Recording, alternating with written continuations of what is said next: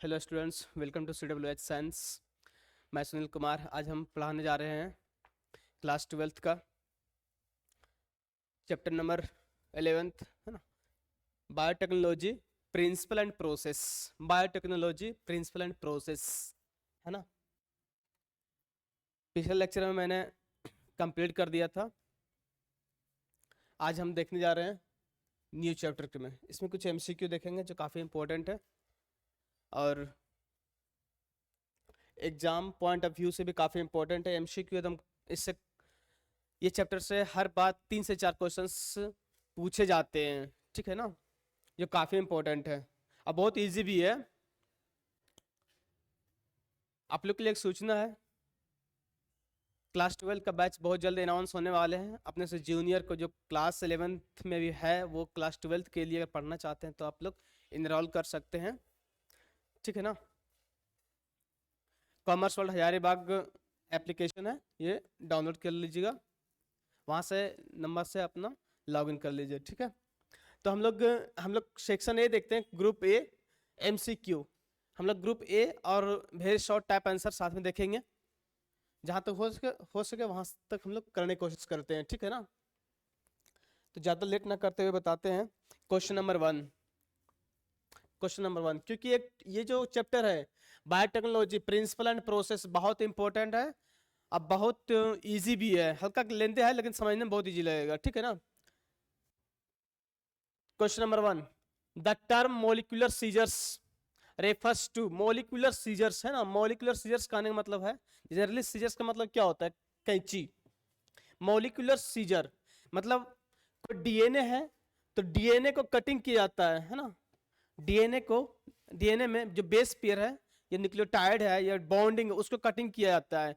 तो डीएनए बहुत बड़ा कोई चीज़ तो है नहीं, बहुत तो माइक्रो लेवल में ये कटिंग किया जाता है, ठीक है ना। तो मोलिकुलर सीजर किसे बोला गया है ना। तो मोलिकुलर सीजर जो बेस पेयर को कटिंग करते हैं डीएनए में उसको बोलते हैं रेस्ट्रिक्शन एंजाइम। क्या बोलते हैं उसको, रेस्ट्रिक्शन एंजाइम। रिकम्बिनेंट डीएनए भी नहीं होगा, ना ही टैग पॉलीमरेज होगा, ना ही प्लेंड्रोमिक न्यूक्लियोटाइड सीक्वेंसेस होंगे। ये क्या होंगे, रेस्ट्रिक्शन एंजाइम, ठीक है ना। ऑप्शन बी, ऑप्शन बी क्या है, सही आंसर है। Question number 2, question number 2, question number 2 क्या है। क्वेश्चन नंबर 2,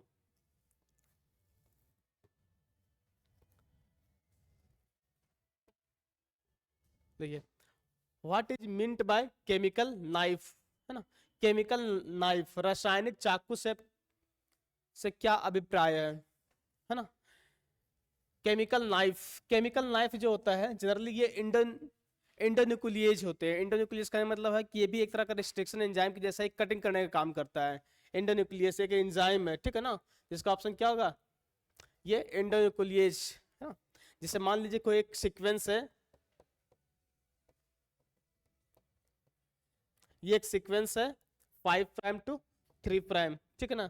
इसको अगर हम इस पार्ट को कटिंग करते हैं, इस पार्ट को कटिंग करते हैं, इसको बोलते हैं एक्सोन्यूक्लियेज। अगर इस पार्ट को यहाँ पर कटिंग करते हैं इनसाइड द सीक्वेंस तो इसको बोलते हैं क्या, एंडोन्यूक्लियेज। तो एंडोन्यूक्लियस को बोलते हैं क्या, केमिकल नाइफ बोलते हैं। केमिकल नाइफ, केमिकल नाइफ, एंडोन्यूक्लियेज को ही बोला गया क्या, केमिकल नाइफ। ये भी एक तरह का क्या होता है, सीक्वेंस को कट आउट करने में हेल्प करते हैं, ठीक है। Question number 3, question number 3, which of the following are parts of biotechnology, है ना। इनमें से कौन सा जैव प्रौद्योगिकी के भाग हैं, ठीक है। Part of biotechnology, in vitro fertilisation, synthesis of gene, correction of defective gene, development of DNA vaccine, है ना। तो एक चीज जान लो, डेवलपमेंट ऑफ डीएनए वैक्सीन जो होता है, जो वैक्सीन तैयार किया जाता है तो वो किसके अंतर्गत आते हैं, बायोटेक्नोलॉजी के अंतर्गत ही आते हैं, ठीक है ना। Development of DNA vaccine, vaccine तैयार करना है तो ये बायोटेक्नोलॉजी में आएंगे।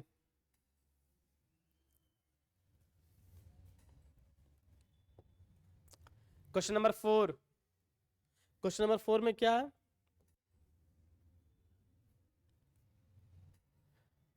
विच of the following tools of recombinant DNA technology is not match with its function, इसमें से कौन सा टूल्स है जो उसके फंक्शन से मैच नहीं करते हैं, ठीक है ना। तो ऑप्शन वन में EcoR one, EcoR one generating adhesive ends नहीं,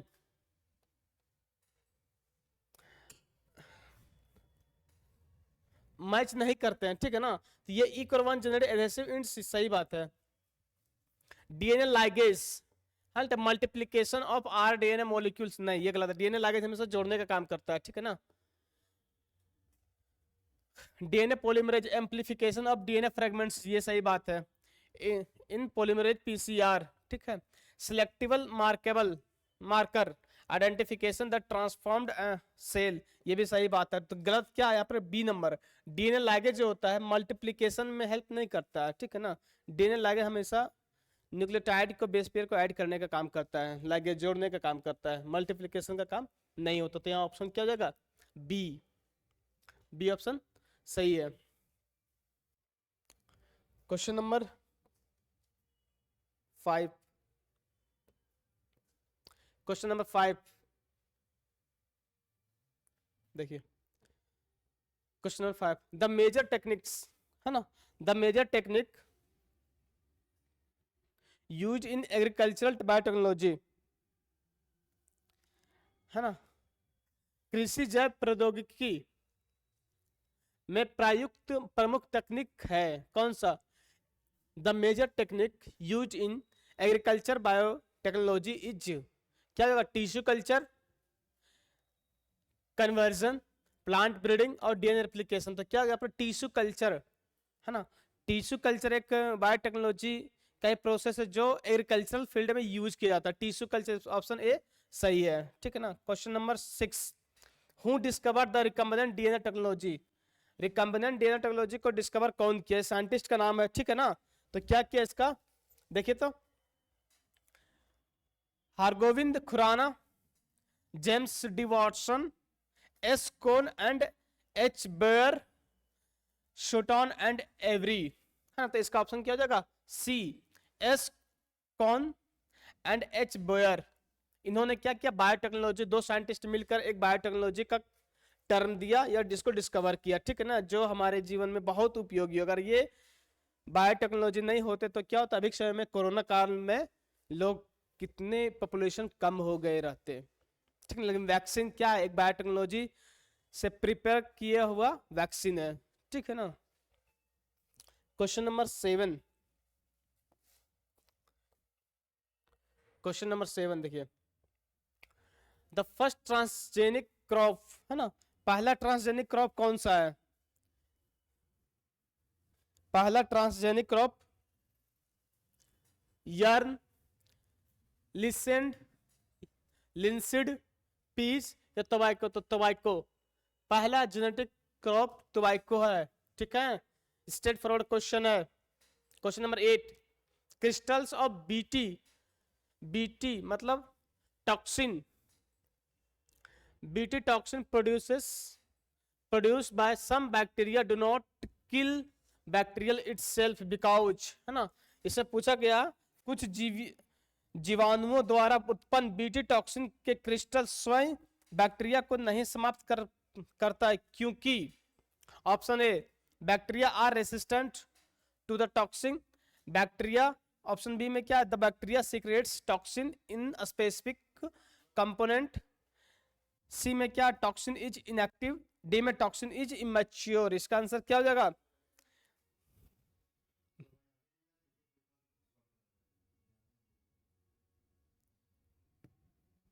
क्या होगा इसका आंसर, कोई भी बैक्टीरिया पर जब कोई टॉक्सिन इफेक्ट ना कर पाए तो समझ लो कि वो टॉक्सिन क्या इनएक्टिव है, वो कामगार नहीं है, अभिक्रिया नहीं करता है, वो सक्रिय नहीं है।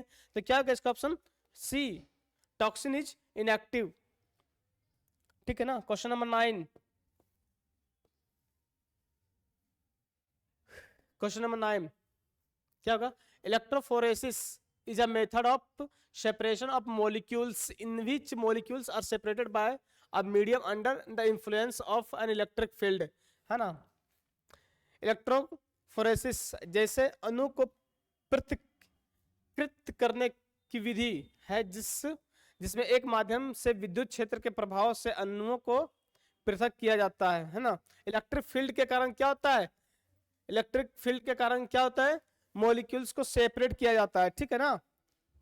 तो उस मॉलिक्यूल में किस मॉलिक्यूल को सेपरेट किया जाता है बताइए आप लोग, डीएनए, आरएनए, प्रोटीन, ये सभी। तो इसमें क्या हो जाएगा, डी, ऑल ऑफ दीज।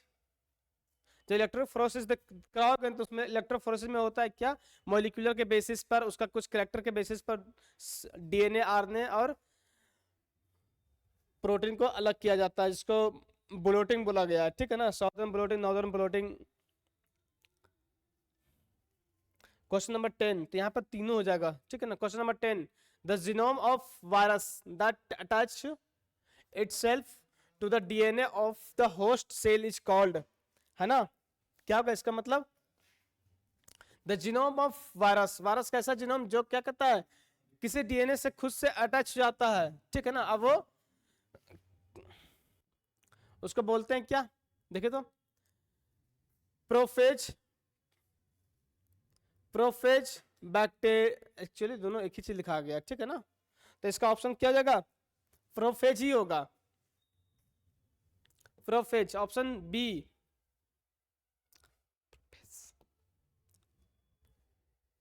एक प्रोफेस है, एक प्रोफेज है, ठीक है ना। जी हाँ सर।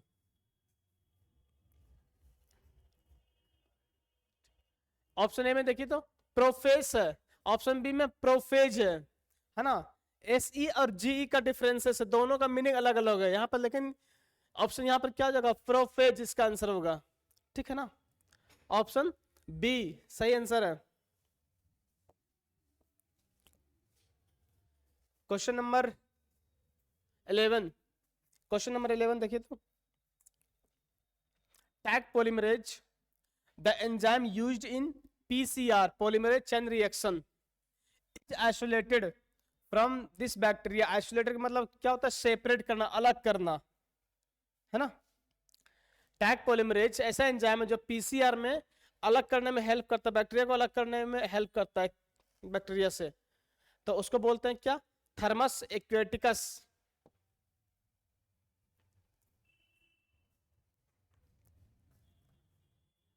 ऑप्शन ए में क्या दिया है, एग्रोबैक्टीरियम ट्यूमिफेसियन। ऑप्शन बी में, सी में क्या दिया, स्ट्रेप्टोमाइसिस एल्बस। सी में इकोलाई, एस्चुरेशिया कोलाई, ठीक है ना। तो ऑप्शन क्या हो जाएगा इसका बताइए, थर्मस एक्वेटिकस, ठीक है।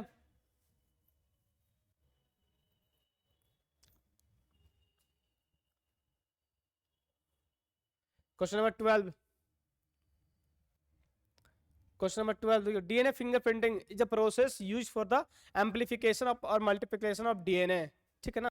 अभी हम बताए थे क्या, इलेक्ट्रोफोरेसिस का प्रोसेस जो होता है उसमें क्या होता है, डीएनए आरएनए प्रोटीन को सेपरेट करने में हेल्प करता है, लेकिन यहाँ पर इस इस क्वेश्चन में देखो, DNA fingerprinting is the process, है ना, use for the amplification. Amplification का एक दूसरा नाम क्या, मल्टीप्लिकेशन करना, एक से अधिक प्रोसेस, है ना, ऑफ डीएनए। डीएनए का एक कॉपी उसको हजार लाख करोड़ों कॉपी में इसको मल्टीप्लाई करना। तो इसमें क्या हो जाएगा, polymerase chain reaction, Southern blotting, Northern blasting, none of these. इसका आंसर बताओ आप लोग क्या हो जाएगा, बताइए इसका आंसर। कमेंट बॉक्स पर सभी का कमेंट आना चाहिए।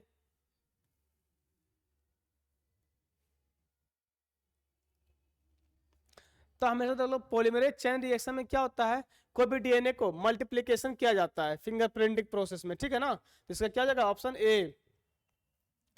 Question number 13, which of the following technique can be used to detect genetic disorder in human, है ना। कौन सा जेनेटिक डिसऑर्डर को डिटेक्ट करने में हेल्प करता है, मनुष्य में अनुवांशिक विकृतियों का पता करने के लिए निम्न में किस तकनीक का उपयोग किया जाता है, PCR, gel electrophoresis, chromatography, spectroscopy. बताओ इसका आंसर क्या हो जाएगा।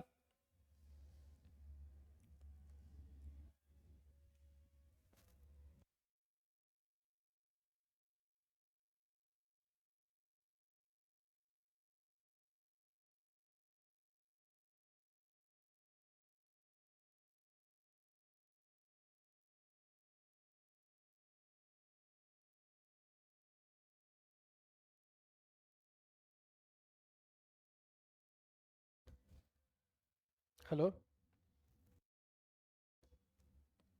हाँ ठीक है, तो इसका आंसर क्या हो जाएगा? पीसीआर, पॉलीमरेज चेन रिएक्शन के कारण क्या होता है, उसको डिटेक्ट किया जाता है। ठीक है ना। Question number 14, question number 14, a plant in which living cell are cultured on a large scale to obtain a specific product, है ना। तो इसमें क्या होगा, इसका भी पीसीआर के द्वारा ही क्या होता है, एक से अधिक लार्ज अमाउंट में प्रोड्यूस किया जाता है इन केस ऑफ बायोटेक्नोलॉजी। ठीक है ना। क्वेश्चन नंबर 14, पीसीआर हो गया, प्रो प्रोवोकेट्योर, बायोरिट्रैक्टर या एसिमुलेटर। तो इसका ऑप्शन क्या हो जाएगा? देखिए तो एक पीसीआर दिया हुआ है, बायो प्रोवोकेटर दिया हुआ है, बायो रिट्रैक्टर दिया हुआ और एसिमुलेटर दिया हुआ। तो इसमें पूछा गया है कि a plant in which living cell are cultured, है ना, ऐसा प्लांट जिसमें लिविंग सेल का कल्चर किया जाता है, प्लांट से कल्चर किया जाता है लार्ज स्केल में, एक स्पेसिफिक प्रोडक्ट प्रोड्यूस करते हैं या ऑब्टेन करते हैं उसको बायो रिट्रैक्टर के प्रोसेस से। ठीक है ना। क्या हो जाएगा? बायो रिट्रैक्टर प्रोसेस से। ठीक है ना, ट्रैक्टर मत समझना। क्वेश्चन नंबर 15, ये एमसीक्यू का ये लास्ट क्वेश्चन है। ठीक है ना, ये चैप्टर का। Who is the father of genetic engineering? Genetic engineering का पिता किसे कहा जाता है? ठीक है ना। तो बताइए आप लोग, इसका लास्ट ऑप्शन दीजिए। स्टीवार्ड लीन, स्टेनले कोहेन, पॉल वर्ग और कोरे म्यूलिस। तो यहाँ पे क्या था? पॉल वर्ग। पॉल वर्ग को क्या बोला गया? Father of genetic engineering. ठीक है ना। तो ये एमसीक्यू था। ठीक। बायोटेक्नोलॉजी प्रिंसिपल एंड प्रोसेस से 15 क्वेश्चन जो काफी इंपॉर्टेंट है। ठीक है, बहुत इंपॉर्टेंट है, इसको आप लोग देखिए और जान लीजिए क्वेश्चन आने वाला है इससे, इससे बाहर क्वेश्चन नहीं आएंगे। ठीक है ना। कुछ कुछ चीजें जो होता है,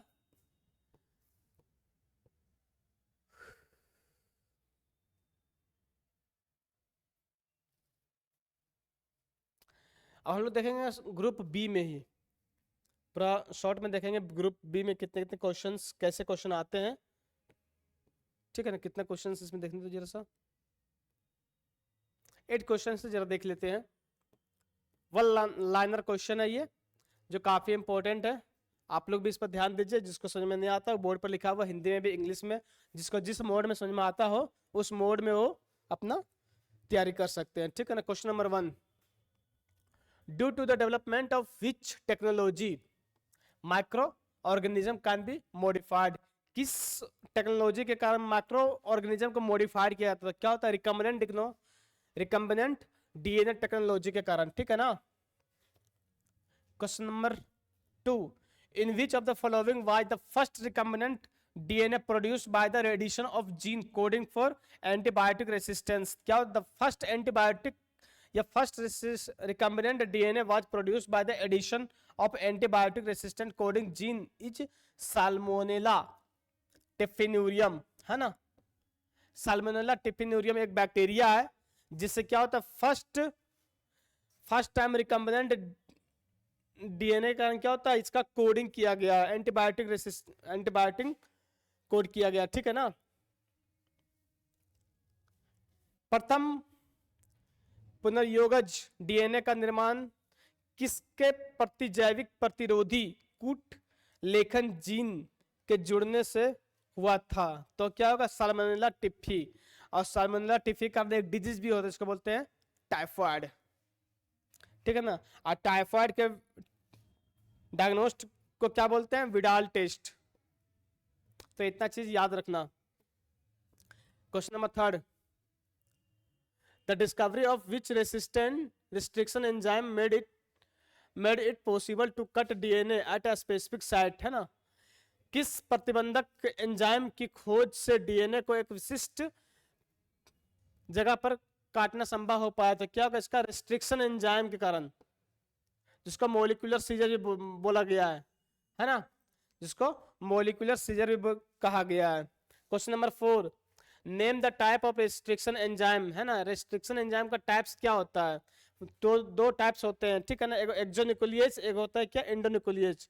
दो रिस्ट्रिक्शन एंजाइम होते हैं, एक्सोन्यूक्लियस और एंडोन्यूक्लियस। सीक्वेंस के आउटसाइड द सीक्वेंस कटिंग करने पर उसको एक्सोन्यूक्लियस को बोलते हैं, इनसाइड द सीक्वेंस कटिंग करने पर उसको एंडोन्यूक्लियस बोलते हैं, ठीक है। क्वेश्चन नंबर 4, क्वेश्चन नंबर 4 देखिए तो, question number 5, what is the most common used carrier DNA, सबसे कैरियर डीएनए सबसे ज्यादा कौन सा यूज किया जाता है, प्लाज्मिड, है ना, और बैक्टीरियोफाज। प्लाज्मिड और बैक्टीरियोफाज ऐसे डीएनए होता है जो कैरियर डीएनए के रूप में यूज किया जाता है, ठीक है ना, याद रखने का, प्लाज्मिड और bacteriophage. Question number 6, who discovered polymerase chain reaction and when discovered a polymerase chain reaction is made in 1985 by Kary Mullis, है ना, कैरी म्यूलिस के कारण क्या होता है, ये पीसीआर का डिस्कवर किया गया, और कब, 1985 में, ठीक है ना। क्वेश्चन नंबर 7 देखिए तो, bacterial cell, bacterial cell, plant cell and fungus is processed by which enzyme to obtain DNA, ठीक है ना, तो हम बताए थे to obtain DNA bacterial cell, plant cell, fungus cell are processed by the enzyme like lysozyme, cellulase and chitinase respectively. मतलब bacterial cell के लिए कौन सा एंजाइम चाहिए, लाइसोजाइम चाहिए, लाइसोजाइम, सेल वाल के डीएनए के लिए सेलुलेज एंजाइम चाहिए, और फंगस के लिए क्या चाहिए, किटिनेज एंजाइम चाहिए, किटिनेज एंजाइम चाहिए, ठीक है ना। तो एक्चुअली क्या होता है ना, बैक्टीरिया का सेल वॉल पेप्टिडोग्लाइकन से बने होते हैं, प्लांट का सेल वॉल सेलुलोज से बने होते हैं, और फंगस का सेल वॉल कैटिन से बने होते हैं, ठीक है ना। तो इन लोगों को ब्रेक करने के लिए, बैक्टीरियल सेल को ब्रेक करने के लिए, मतलब पेप्टिडोग्लाइकन को ब्रेक करने के लिए लाइसोजाइम होते हैं, प्लांट सेल को ब्रेक करने के लिए सेलुलेज होते हैं, और कैटिन को ब्रेक करने के लिए कैटेनियस एंजाइम चाहिए। जनरली होता है क्या, अगर हम बैक्टीरियल सेल की बात करते हैं यहाँ से, तो बैक्टीरियल सेल में क्या होता है, पेप्टिडोग्लाइकन से बने होते हैं बैक्टीरिया,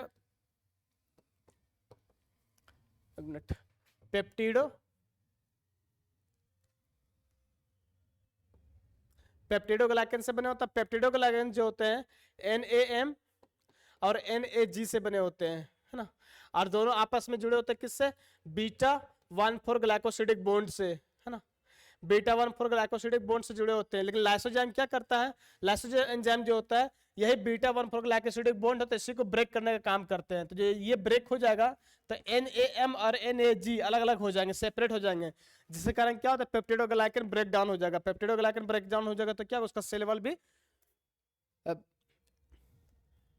रैप्चर्ड हो जाएंगे, तो उससे क्या होगा, फिर सेल वॉल के अंदर जाएंगे, जाने के बाद क्या होता है, उसका मॉलिक्यूलर लेवल पर जाएंगे तो डीएनए को सेपरेट किया जा सकता है, ठीक है ना। तो ये याद रखना। और लाइसोजाइम पाया जाता है हमारे टीयर्स में पाया जाता है ज्यादातर। Question number 8, what is gel electrophoresis, है ना, जेल इलेक्ट्रोफोरेसिस क्या है। Gel electrophoresis is a technique for separating DNA fragments through the pore present in agarose cell under influence of electric field, है ना, इलेक्ट्रिक फील्ड के influence में, है ना, एगरोज जेल क्या होता है, एक डीएनए को सेपरेट किया जाता है by the process of gel electrophoresis, है ना। तो जनरली इसका मेन मोटो क्या है, डीएनए फ्रेगमेंट्स को अलग करना, डीएनए के फ्रेगमेंट्स को अलग करना, जेल इलेक्ट्रोफोरेसिस का ये फंक्शन है। तो ये रहा आपका क्या, चैप्टर नंबर 14 का ये MCQ plus very short type answer, ठीक है ना। नेक्स्ट लेक्चर में हम लोग नेक्स्ट चैप्टर लेकर आएंगे और उससे भी करवाया जाएगा, ठीक है। और आप लोग अच्छे से पढ़ाई कीजिए, समय बहुत कम है, बहुत कम है समय, अच्छे से मोटिवेट, बस कुछ दिन की देरी, कुछ दिन और वेट कीजिए, उसके बाद एंजॉय कीजिएगा, लेकिन पढ़ाई कर लीजिए सबसे पहले चीज, ठीक है ना।